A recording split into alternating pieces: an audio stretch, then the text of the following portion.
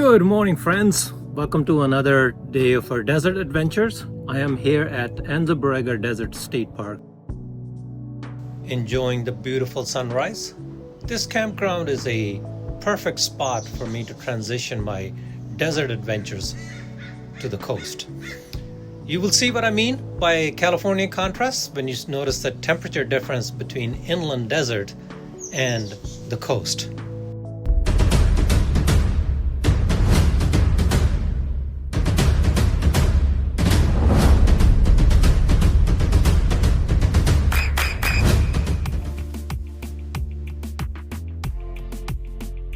I am leaving Joshua Tree National Park and heading to Anza Borrego State Park. It is only about 75 miles away, but it is getting late, so the plan is that tonight I will camp at Anza Borrego, and tomorrow morning I'll head to San Diego to take Highway 1 back home to San Francisco.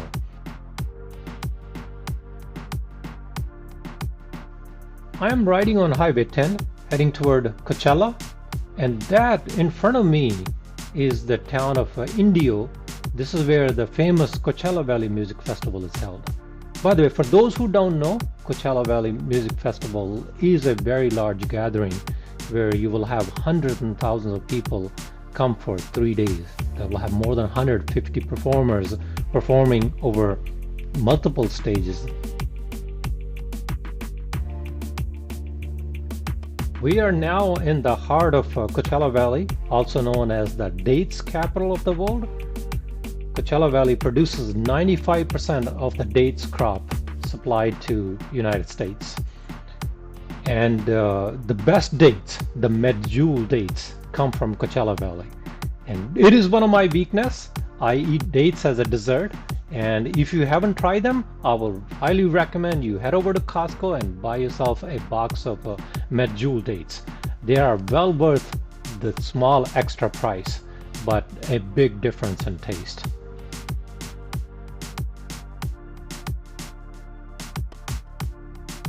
Dates were brought to California from Algeria and Egypt, but now California contributes a good amount of date production worldwide.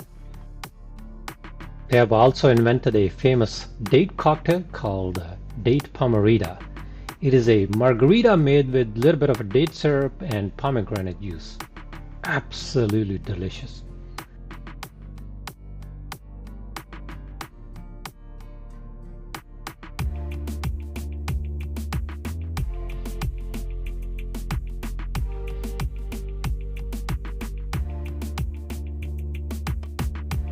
That on the left is Salton Sea. It is the largest lake in California.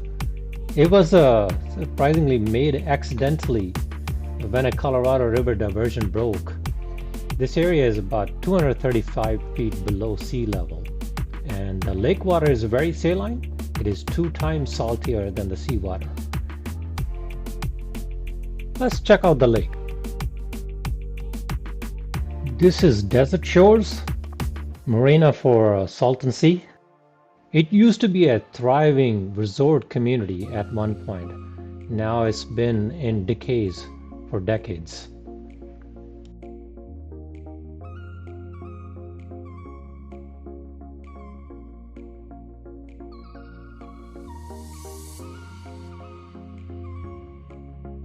This lake used to boast North America's largest population of migratory waterfowls outside the Everglades. But due to ongoing water diversion and shortage, the salinity of this water has been on the rise, causing the fish to die, which in turn reduced the bird population and ultimately decreasing the tourism in this area.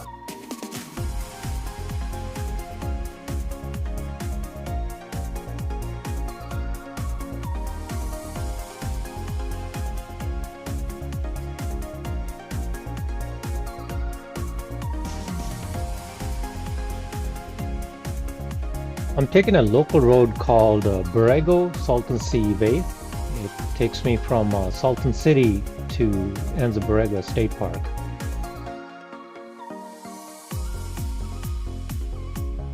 State Park starts fairly quickly right after you pass the town of Salton City. All this land that looks to be very barren and empty or even lifeless, it's all Anza Borrego State Park. And it is not barren or lifeless. As a matter of fact, some interesting facts about Anza Borrego State Park is it is the state's largest state park in California, and it boasts a very beautiful desert bloom.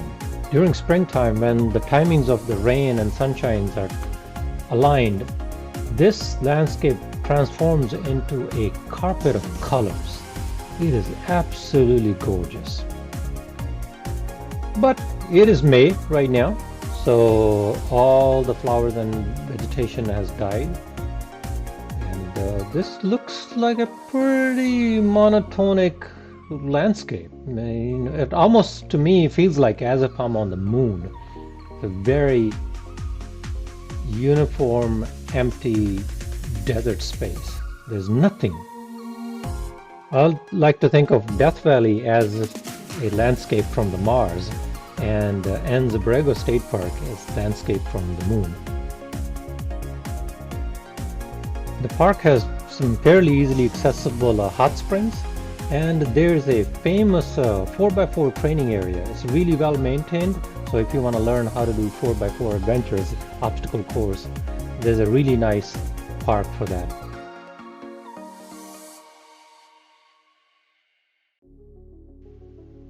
Check this out. You can take your 4x4 or a off-road motorcycle through these canyons.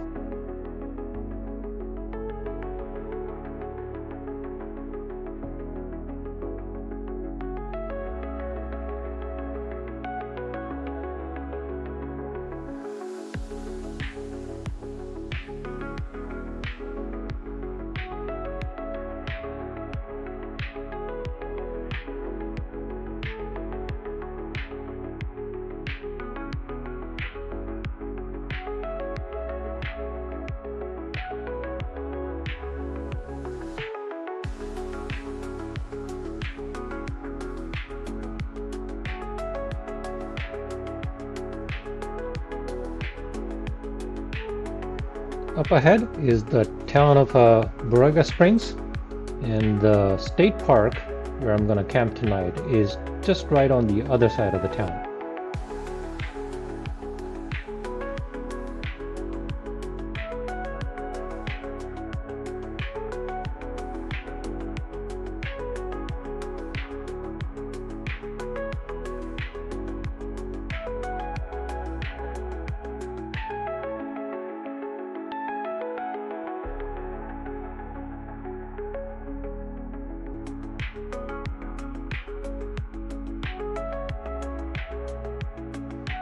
Here we are at the Anza Borrego State Park headquarters and campground. Let's go to the ranger station and find out what camping availability is like.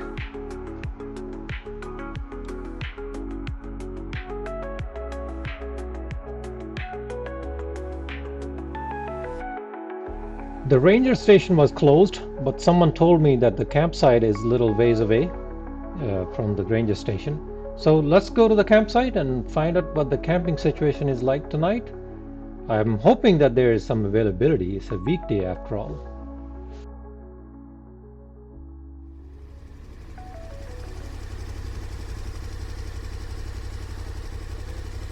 I'll be right with you. Okay, no problem. I am in luck. The ranger gave me the best campsite available, and we are almost here. It's a little away from the crowded part of the campground, which is nice. And here's my spot. This is perfect.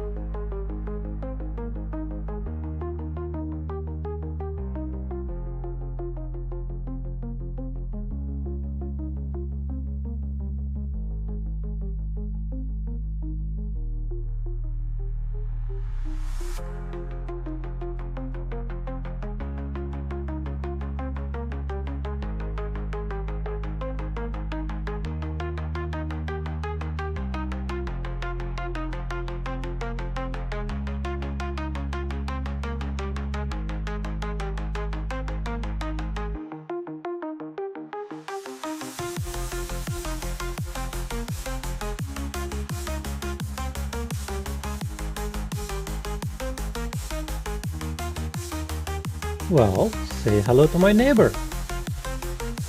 Some local wildlife sighting.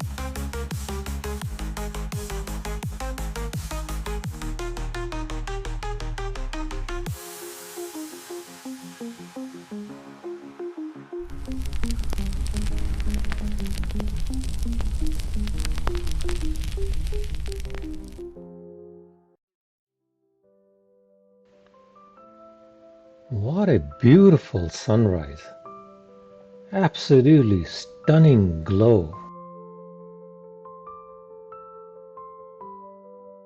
Good morning, friends. I had originally planned to head over to Woodland Desert State Park, close to Antelope Poppy Reserve.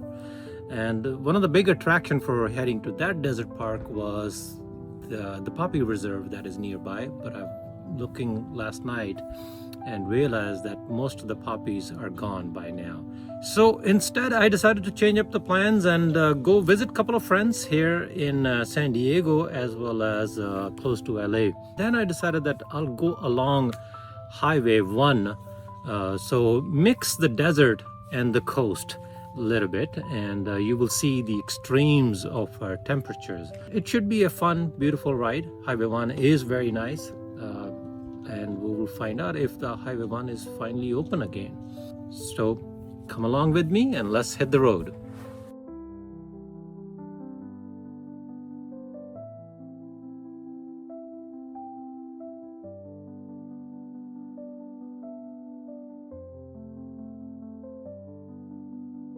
Today the plan is to head to San Diego through the town of Julian. There should be a couple of beautiful stretches of twisty, windy roads.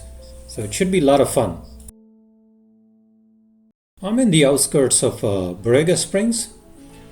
This town has a very interesting outdoor metal sculpture garden. It was commissioned by a gentleman named Dennis Avery. He bought a bunch of land here for conservation and planted these metal structures as part of his conservation effort. Here is the first sculpture. This is the eagle on a nest.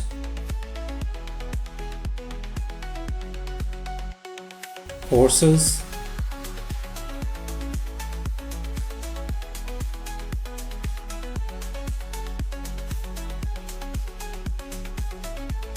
Mammoths. There are over 130 sculptures on both sides of the road. If you're in this area, I highly recommend you stop by and check it out. But if you're tempted to touch it, make sure you have had your tetanus shots. Those rusted metal edges are very sharp.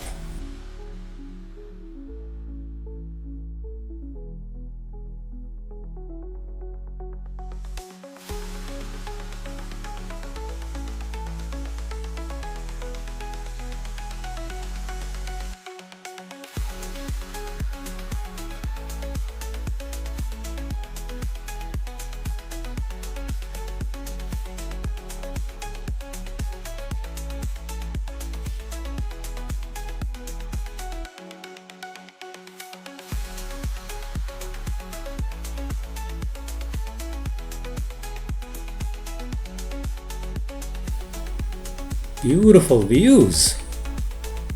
I am starting to see more and more vegetation, and pretty soon we will see greenery like a forest, especially when we hit the town of Julian. From there on onward, it's just a green, lush paradise to the coast.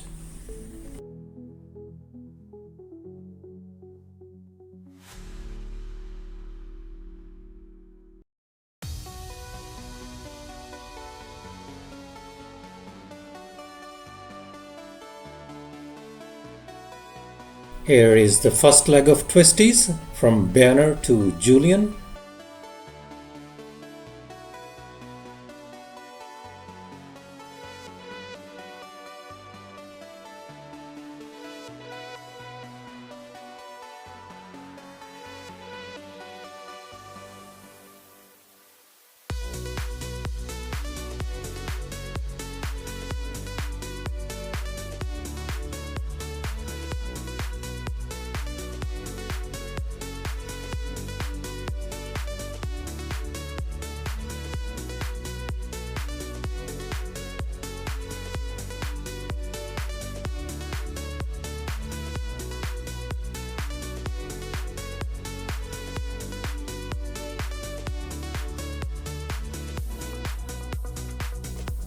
I'm getting closer to the coast and I can feel the drop in temperature. Here you go, friends. Welcome to sunny San Diego. This is what I mean by California contrast. It was over 100 degrees at the desert and it is in the low 60s here in San Diego. By the way, it's not raining, it's just the moisture from the fog. And that's just very typical of the coast. Friends, I am going to end this episode here in San Diego. I'll stop somewhere here and start planning my route back home via Highway 1. It should be a beautiful ride along the coast all the way to San Francisco. So be sure to tune in, subscribe, and join me in the next adventure. See you soon. Bye for now.